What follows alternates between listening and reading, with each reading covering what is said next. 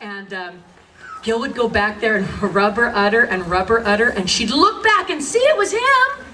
Wasn't me, because that would have been a different story.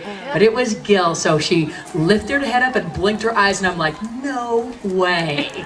She dropped her milk for him. It was just, I was uncomfortable with it. I think that is inappropriate, but we need the milk, so I just let that one go.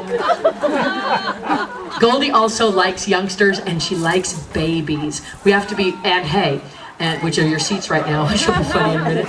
But we were doing a camel demonstration at a fair in Alameda. What is she doing?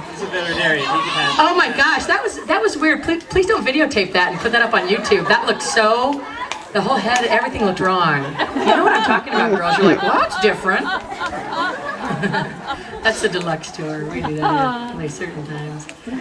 But I totally lost my train of thought when I saw her doing that. I totally was like, ah!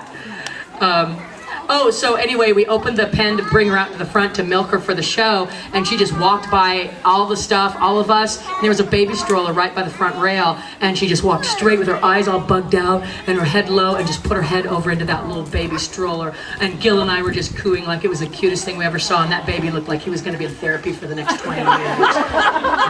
She just loves babies. So we're going to give her some, Gil, did we bring her some watermelon? Yeah, right here. Come here, girl.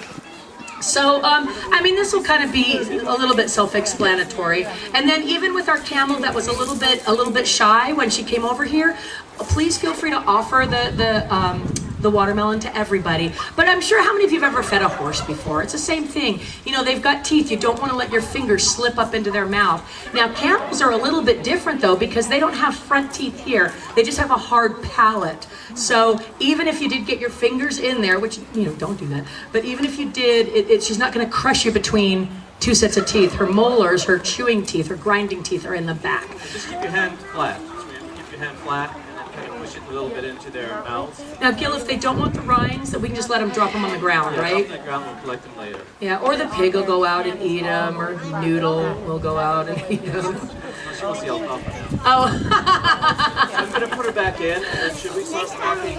Yes, we will. Give Gil just a second to get her back there, and then we've already got some of the water.